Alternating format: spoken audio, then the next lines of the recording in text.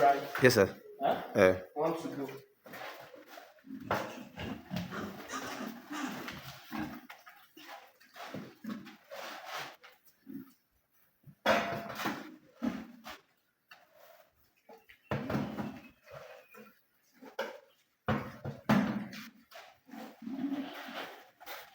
Hello, viewers. I'm that your friend, Father Michael Obudu, a Catholic priest who is so passionate about family. Today, we shall be discussing of 4 fundamental principles in commercial pig farming. 4 fundamental principles in commercial pig farming. And these 4 fundamentals are very, very important in commercial pig farming. Commercial pig farming is actually pig farming where you are in it for business, and that is why it is called commercial pig farming. There are some persons who go into pig farming for a small scale to take care of the family or just for pleasure. But for those who want to go into it for business, there are 4 fundamental principles you must put into consideration if you must succeed in it.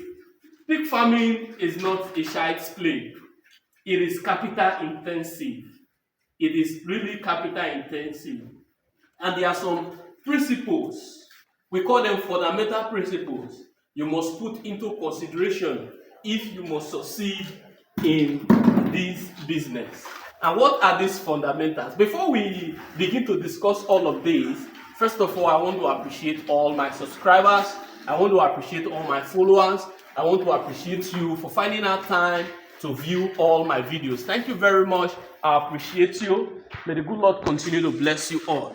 And what are these fundamentals? The first of them is actually what we call genetics. Genetics itself is actually the breed of pigs that you are having. If you are going into commercial pig farming, I mean to say, genetics must not be underestimated.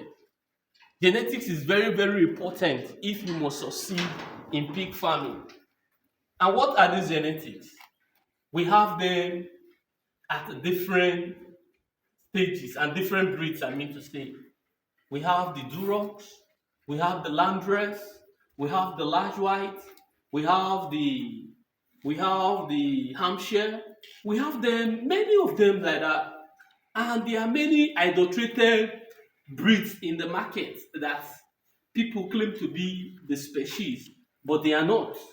And that is why if you are going into this business in a large quantity in a commercial form, then you must put genetics into consideration. And now, if you are going into this pig farming, first of all, like what I used to say, you need to ask yourself, what form of pig farming am I going into? Am I going into pig farming for breeding purpose? That is, going into the farming so that I can breed pure lines for people to come and buy? Or I'm going into the business so that I can fatten some pigs and sell off to the market? Then you must put into consideration genetics. The pure line, for those who want to go into breeding, Landrace, pure line, large white, pure line. But if you are going for fattening, then there are certain breeds that are needed in your farm. I used to call them the F1. The F1 is actually the cross between a large white and a Landrace. They give you good F1. And if you have good female soa or git F1 in your farm, then you have a pure Bois Duroc or any other good Duroc in your farm. You are good to go. So you must put into consideration genetics when going into a commercial pig farming. Secondly, you must also put into consideration nutrition. Nutrition actually takes about 70% in the commercial pig farming, and that you must prepare for.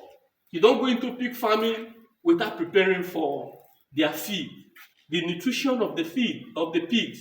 You must not play with it.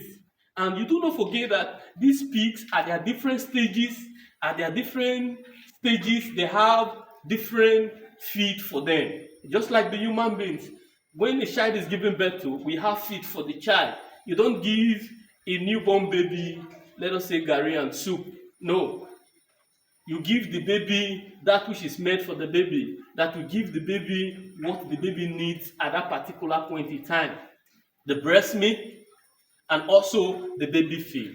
Same thing applies to our animals, the pigs. At that stage, nutrition must be put into consideration.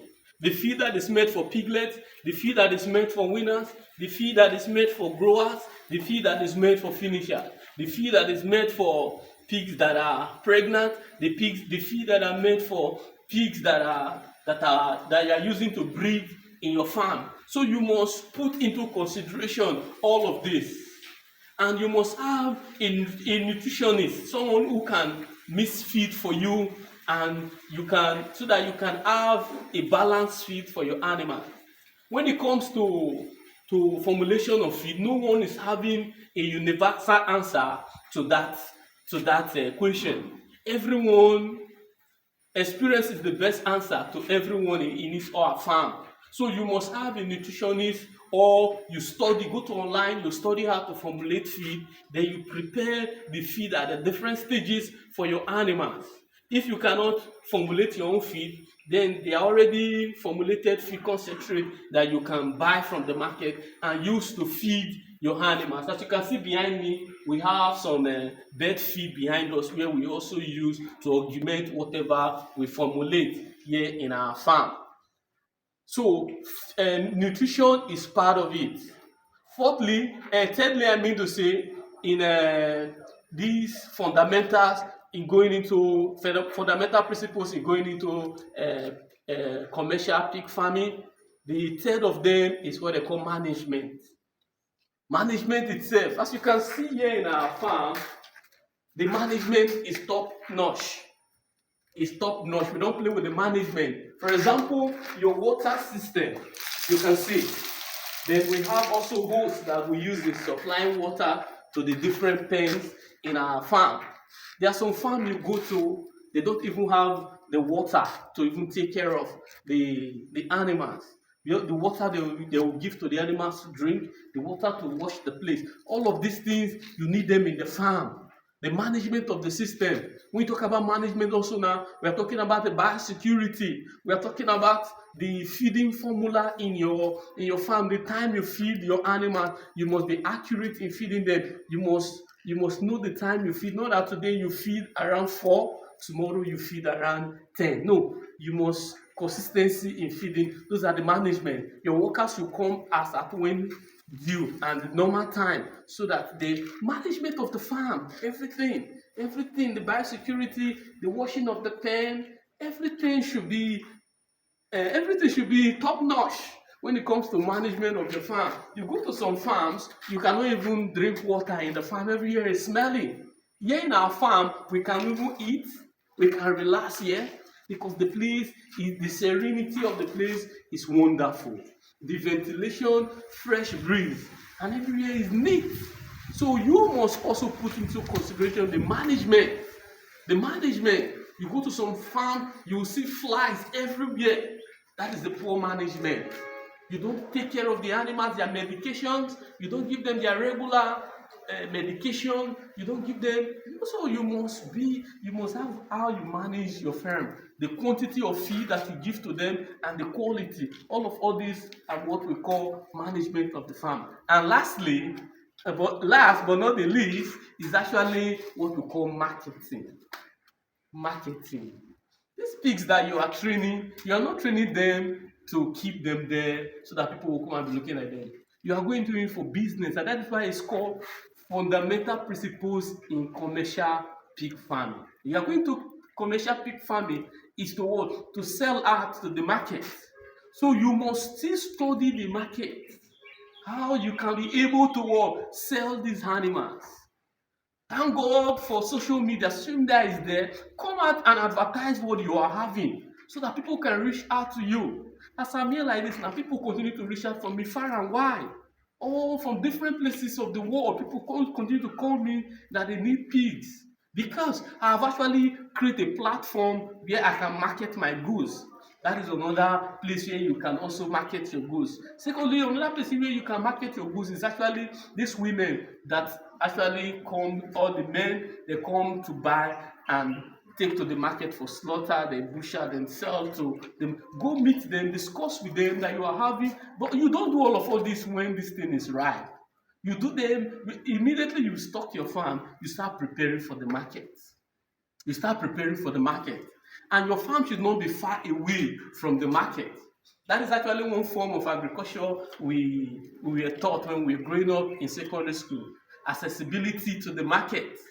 Your farm should have access to the market. People should be able to what? To access your farm. Your farm should not be too far from the city, too far from the market. You are going to have problem in marketing your goods. Before you transport them out and the market people coming is going to be so tedious. So your farm should not be too far from the market, and the market should not be too far from your farm. And you start preparing immediately. The one you start preparing on your marketing. Once more, I remain that your friend, Father Michael Obudu, a Catholic priest who is so passionate about family. Thank you very much for finding out time to listen to me. God bless you.